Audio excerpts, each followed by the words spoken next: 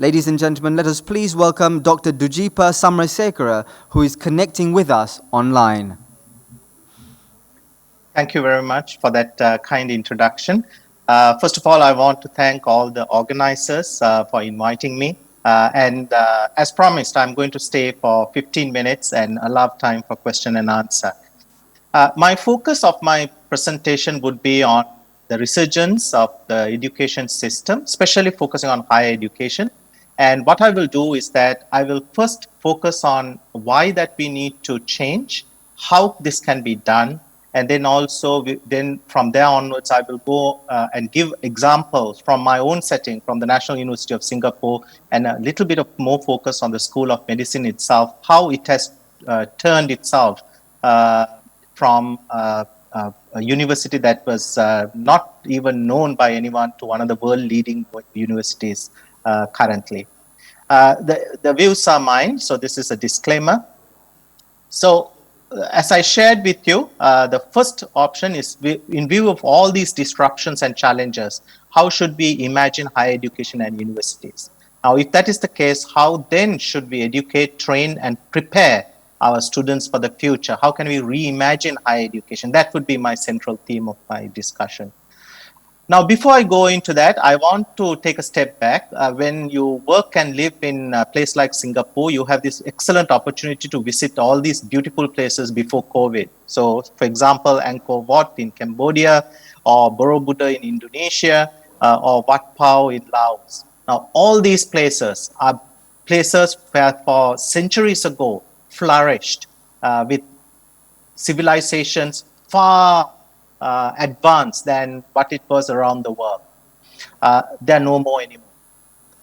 We also know all these things, these beautiful gadgets, the Nokia phone, the Xerox machine, BlackBerry Motion, Commodore, the first computer, the Polaroid, and of course the Palm Pilot that we used to have. None of them are there now. So you can see that in the last 15 years, more than 52% of Fortune 500 companies have disappeared. So a half-life or lifespan in 1955 of a Fortune 500 company was 61 years. Compared to in 2015, it is only 17 years. So all these beautiful names have disappeared or are in the process of disappearing. Why? Because they have not adapted to change, they're not flexible, and they're not innovative. And that is exactly my message for the education system, that we need to adapt, we need to be flexible, and we need to be innovative. So how do we do this? What are the processes and systems that we need to focus on? And that would be a little bit of my focus and giving examples from the National University of Singapore. So let's look at what are the 21st century skills that every student needs. Well, this is from the World Economic Forum. And if you can see the 21st century skills, they have nicely shared into three foundational literacies, competencies, and character qualities.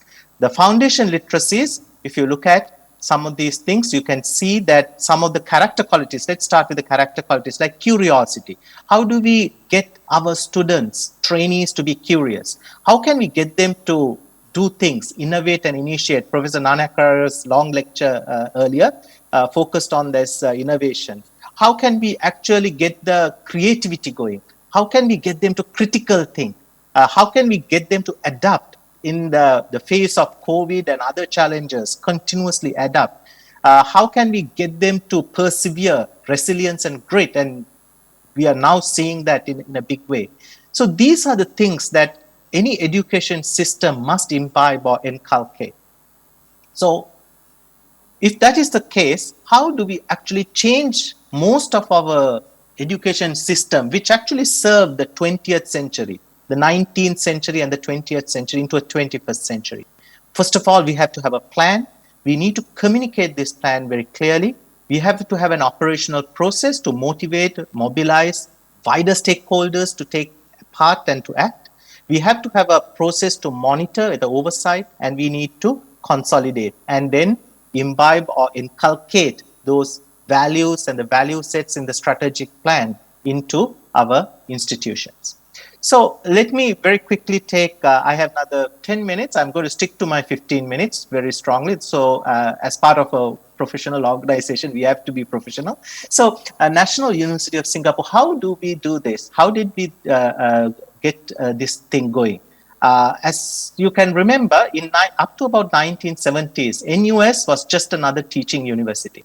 But however, from 80s onwards, it's changed its course.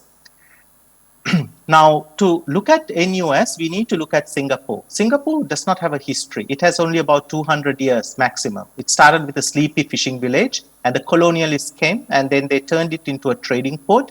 And then there was one man and his team, former Prime Minister, the first Prime Minister, Mr. Lee Kuan Yew, and his team, after getting independence from the Britain and then subsequently from Malaysia, because Singapore was part of Malaysia, he actually progressed to developing a very strong nation built on meritocracy, as we heard from the morning presentation, corruption-free society, and of course, focusing on innovation and development.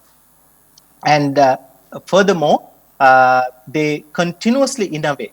So the innovation is actually in the DNA of every Singapore's institution, right? So they are moving from here, focusing on the economy, always keeping a step ahead of all the other countries. And also now, right now, we are very much involved. All the higher education institutions are involved in reskilling its citizens and its workforce. So lifelong learning. And Singapore higher education started just like in Sri Lanka. Like in Sri Lanka, it started with medical education, like the Colombo Medical School or the Colombo Medical Faculty. The university was first started, before the university was the medical school in 1905. And there's the difference is that this was not developed by the colonialists. It was started by Singaporeans for Singaporeans, by a businessman in Singapore, because he saw a lot of people dying in Singapore of various diseases. So he said that we have to start a medical school in Singapore. And then the medical school later on, combined with other higher educational institutions, developed into University of Malaya, because Singapore was under Malaysia. And then after independence in 1964, it developed into National University of Singapore. And as I said, until 1980, it was just like another university. However, the changes started happening in 1980 when Singapore University, National University of Singapore, changed its course. So I'm taking the School of Medicine as an example and share with you what are some of the changes. Now, I strongly believe, and this is what the core of everything, what Buckminster Fuller, one of the strategists, said, that you can never change something by fighting the existing reality. You have to change something. You need to build a new model that makes the existing model obsolete. And people would say, okay, we love to go into the new model.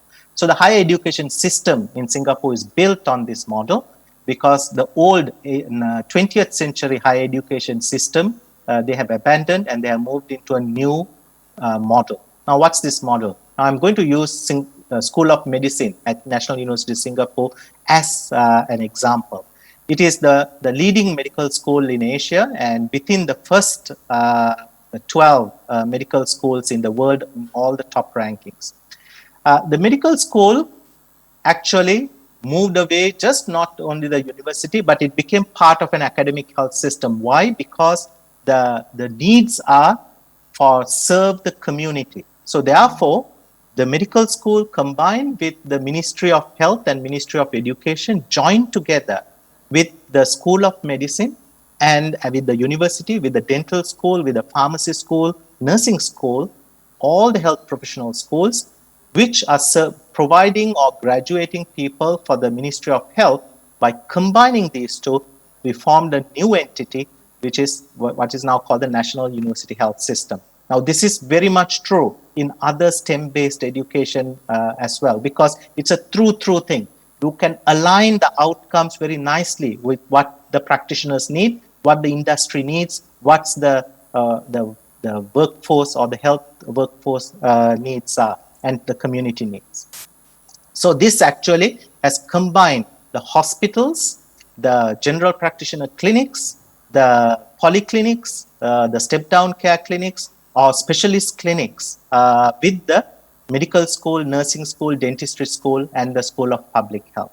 So this is a typical example how they have completely changed the older model of, in siloed training to a more integrated model, which is aligned to the needs of the country or to the training needed for the doctors, nurses, and the others. Not only that, the entire university has changed its way because to align with these needs, with the economic needs, the country needs, the community needs. So you can see even the appointment system, we have a whole array of appointment systems from academic appointment, not just one appointment system, but a whole series of different roles that the university plays, from research to education to practice. The professional units, like the Center for Medical Education, the specialists, there's a specialist grade within the university. Then also to support, you have the executive and the management assistants as well. Not only that, the evaluation systems have changed. So this is very much aligned to the university's progress and to the demands of the practice as well, and the economic demands. So how do you evaluate a person, an academic or a professional or a specialist within the university? There's a rubrics, and this is part and parcel of the university system. The management has changed. So you can see that the president is equivalent to a vice chancellor in Sri Lanka. So you have the entire system changed. So the interesting thing is, can you see at the top university level management, you have chief people's officer. You have people like chief investment officer, because if the university cannot invest and make money for its research, for its education, and depend entirely on the government funds, they can't progress. You can't innovate. You are quite restricted. So you can see that you have different roles and how universities are using. And earlier, Professor Nanakara shared with us how they actually do this as well. And this is very similar. All the modern universities, higher education systems use this. And then not only that, we have the communication. So these are very new to many of the 20th century based higher education models.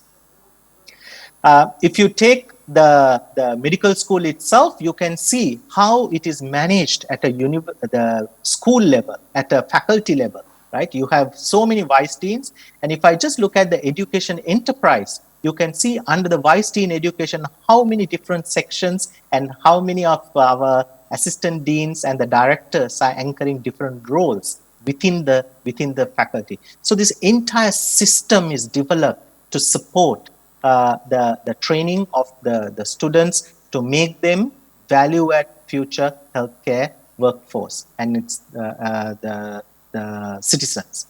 So I want to stop, but this is my last slide with a Bernard shows. So I think the future belongs to the unreasonable ones, the ones who look forward and not backwards, who are certain only of one thing, of uncertainty, and those who have the ability and the confidence to think completely differently.